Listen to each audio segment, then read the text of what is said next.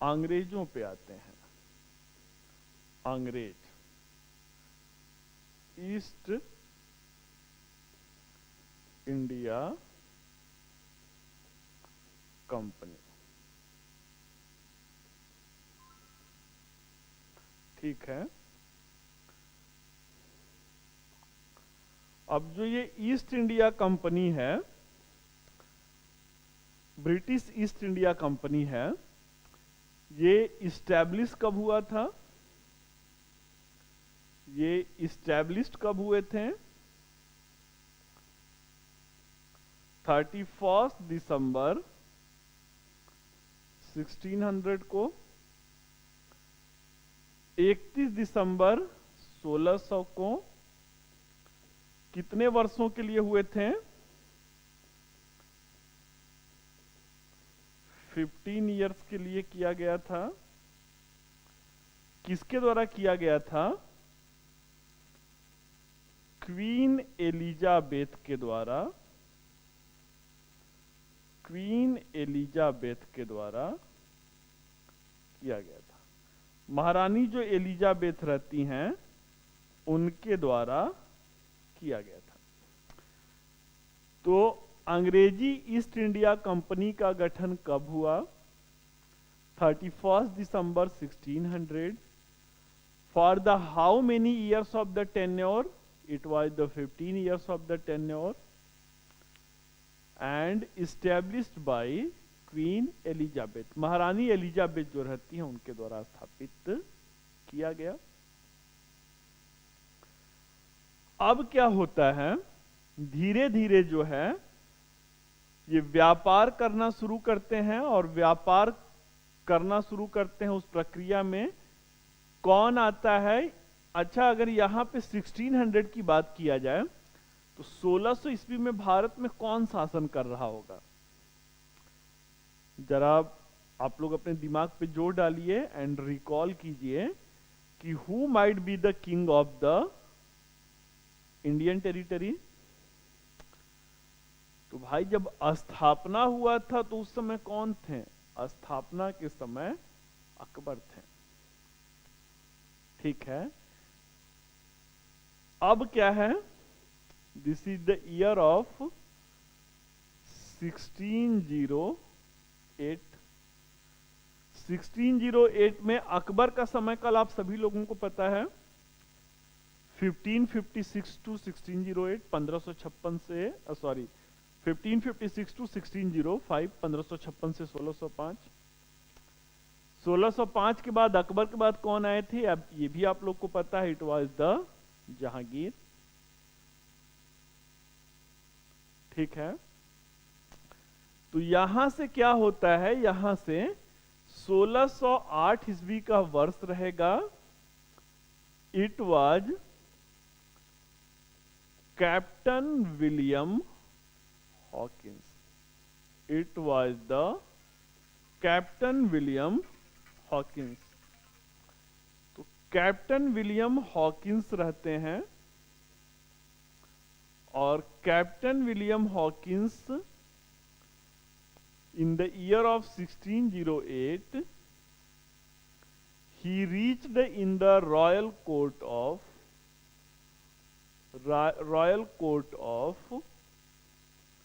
जहांगीर।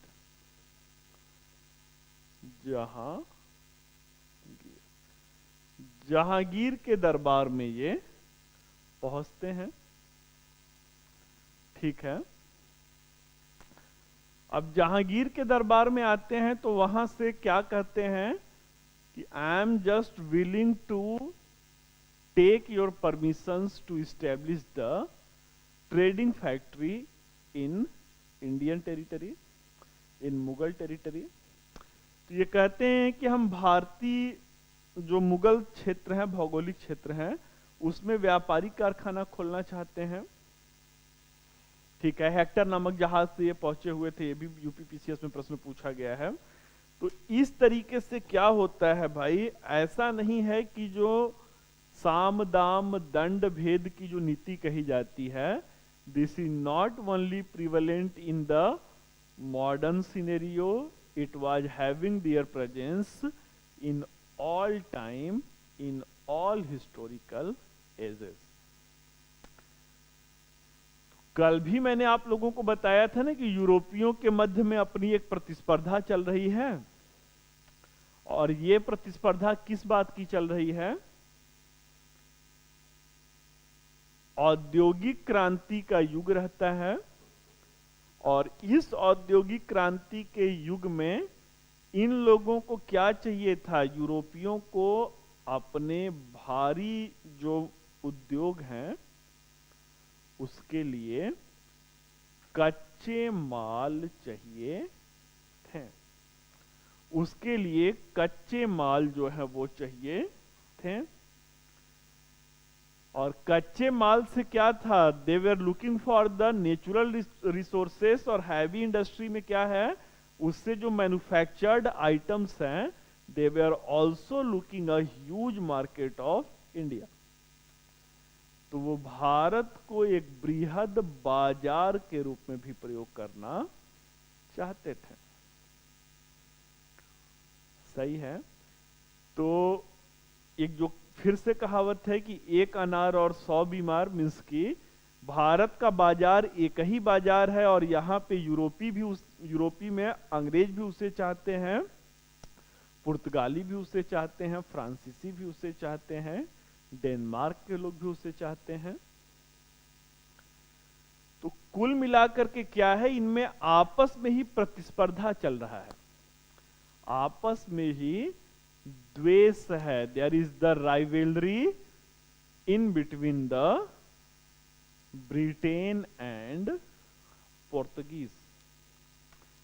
अब फिर से थोड़ा कहानी पे हम लोग आते हैं कि ये जो जहांगीर हैं ये कौन है। तो जहांगीर, अभी मैंने कहा कि अकबर द ग्रेट कहा जाता है, अशोका द ग्रेट कहा जाता है, एंड अकबर द ग्रेट कहा जाता है। अशोक महान थे, अकबर महान थे। अकबर क्या थे भाई? अकबर शहंशाह हिंदुस्तान थे, लेकिन ये शेख सलीम चिश्ती की दरगाह पर जाते हैं। क्यों जाते हैं? शेख सलीम चिश्ती बड़े ही मान्यता प्राप्त सूफी संत रहते हैं। शहंशाह हिंदुस्तान जो रहते हैं, जो पूरे हिंदुस्तान के शहंशाह हैं, वो पैदल जाते हैं, नंगे पैर जाते हैं। किस लिए जाते हैं? कि वो चाहते थे कि he was looking for that by the blessing of the Sheikh Salim Chishti he will be gifted by the birth of a son. वो पुत्र प्राप्ति की आशा में सलीम चिश्ती की दरगाह पर नंगे पैर जाते हैं। And due to the kind gestures या due to the blessings of the Salim Chishti, ultimately Shahenshah Akbar gifted a child. उन्हें पुत्र की प्राप्ति होती है। अब क्या होता है भाई? पुत्र की प्राप्ति होती है तो सलीम चिश्ती के आशीर्वाद से हुआ था ना। तो दैट्स वाई बेटे का नाम क्या रखा गया? बचपन का नाम इनका क्या था? जहांगीर के बचपन का नाम सलीम था। और सलीम नाम था। सलीम कौन थे? सलीम बहुत बड़े शेख सलीम चिश्ती थे। तो अकबर कैसे इतने बड़े संत का नाम अपने मुंह से ले सकता था? तो वो प्यार से जहांगीर को, सलीम को प्यार से क्या कहते थे? शेखू बाबा कहते थे। अब थोड़ा सा कहानी आपको समझ में आ रहा होगा कि सलीम चिश्ती या ये जो जहांगीर हैं, ये बहुत ही नाजो नखरों में पले बढ़े थे। तो Akbar made all the Akbar provided all the facilities to his beloved child Salim, and he just gave him the classical language education. He just provided to the modern education also. उन्होंने इनको जो है प्राचीन जो शास्त्रीय भाषाएं रहती हैं उसकी तालीम दिया। आधुनिक भाषाओं की तालीम के लिए किसको रखा गया? कान खोल के सुनना, पुर्तगालियों को इनका शिक्षक नियुक्त किया गया। क्यों ऐसा, अकबर ऐसा क्यों कर रहा है भाई? This is the also the syllabus of your medieval history. मध्यकालीन भारत का ये आप लोगों का जो है वो पाठ्यक्रम है। तो क्यों अकबर ऐसा क्यों कर रहा है? कहावत सुने होंगे ना, दूध का जला छाछ भी फूक फूक के पीता है। अकबर का बचपन देखिए ना, दिस इज द कह सकते हैं, this is the common phenomena of every needs whatsoever struggle you are facing in your daily life, you would not like to your child should face such a problems या such अ challenges. आप जिन चुनौतियों का सामना आज कर रहे हैं, आप कभी नहीं चाहेंगे कि आपके अपने बेटे उन चुनौतियों का सामना करें। तो इस तरीके से अकबर का जो बचपन बीता था वो क्या बीता था, वो बहुत ही गुर्बत में, जो गुर्बत इन द सेंस कि वो बहुत ही स्ट्रगल में वो दिन बीते थे। हुमायूं क्या थे, इनके जो वालिद थे, इनके जो फादर थे, वो दर दर की ठोकरें खा रहे थे। अरे भाई, उस युद्ध में, कन्नौज के युद्ध में हार गए थे ना। कन्नौज के युद्ध में शेरशाह सूरी जो है शहंशाह हिंदुस्तान हो जाते हैं। एंड सिंस द 1540 टू 1555, 1540 से 1555 तक हुमायूं दर दर की ठोकर खा रहे हैं, और उसी दौरान अकबर पैदा होते हैं। जब अकबर पैदा होते हैं तो जिंदगी कैसी चल रही है, आज यहां और कल वहां। आज ये अपने पिता के साथ यहां है, कल दूसरे के दरबार में जाके शरण ले रहे हैं। अकबर को तो जो एक कॉमन जो कहा जाता है कि वो होना चाहिए, एजुकेशन मिलना चाहिए, he was deprived from the fundamental education. तो अकबर अब शहंशाह हिंदुस्तान बन गए हैं, और क्या कर रहे हैं, जहांगीर को हर वो फैसिलिटीज प्रोवाइड कर रहे हैं। और उन्हीं सुविधाओं में से क्या था, पुर्तगाली शिक्षक भी इनके लिए रखे गए थे। भाई, एक जो कहा जाता है ना, कबीरदास का आपने वो सुना होगा दोहा ना, कि गुरु गोविंद दोहू खड़े काके लागो पांव, बलिहारी गुरु आपने दियो गोविंद बताए। तो गुरु की जो एक महिमा होती है, अब पुर्तगाली इनके क्या हैं, गुरु हैं। तो due to the influence of that Portuguese, due to the influence of that Portuguese क्या होता है, पुर्तगाली कहते हैं परमिशन मत दीजिएगा, जहांगीर अब क्या है, जहांगीर अब जो है शहंशाह हिंदुस्तान है। मना कर देते हैं, कहते हैं भैया मैं तो परमिशन नहीं देता हूं अपने यहां पर व्यापारिक कारखानों को खोलने के लिए। तो चलिए भाई, तो ये क्या होता है, विलियम हॉकिंस को निराशा हाथ लगती है। Jahangir did not give the permissions to establish the factory in the Mughal territories. Hawkins को जो है वो सफलता नहीं मिलता है। तो अब आगे की कहानी क्या है, in the year of the, ये बहुत ही इंपॉर्टेंट है, और आई फील कि 2 बार ये क्वेश्चन पूछा भी गया है। In the year of the 1611, 1611 ईस्वी में क्या होता है, in the year of the 1611 first factory of east India company, first factory of east India company was established।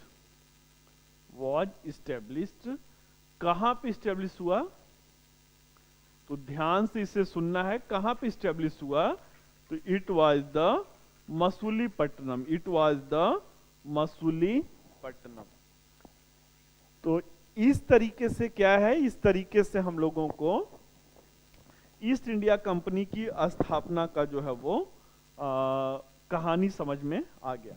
ठीक है, तो चलिए जो है अब आगे क्या होगा, हाँ, इस्टेब्लिश इन मसूलीपट्टनम, ये क्वेश्चन जो है 2 बार पूछा गया, मसूलीपट्टनम। अब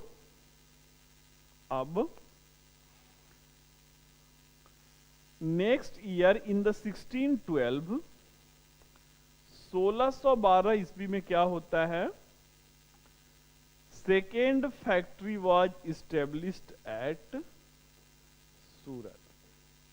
सूरत में अब इनकी व्यापारिक कारखाना, इसीलिए मैं कहा कि बहुत इंपॉर्टेंट हो जा रहा है, व्यापारिक कारखाना खोला गया। ठीक है, अब इसके आगे की कहानी मैंने बताया ही कि जो चार्ल्स रहते हैं, चार्ल्स को बंबई दहेज में मिलता है, तो वो बंबई वो 10 पाउंड के किराए पे किसे दे देते हैं, 10 पाउंड के किराए पे ईस्ट इंडिया कंपनी को दे देते हैं। फिर आगे चल करके क्या होता है, फिर आगे चल करके it was the Francis day रहते हैं। कौन रहते हैं? फ्रांसिस डे रहते हैं। इन्होंने किसकी स्थापना किया? फोर्ट, जो फोर्ट सेंट जॉर्ज जो है, फोर्ट सेंट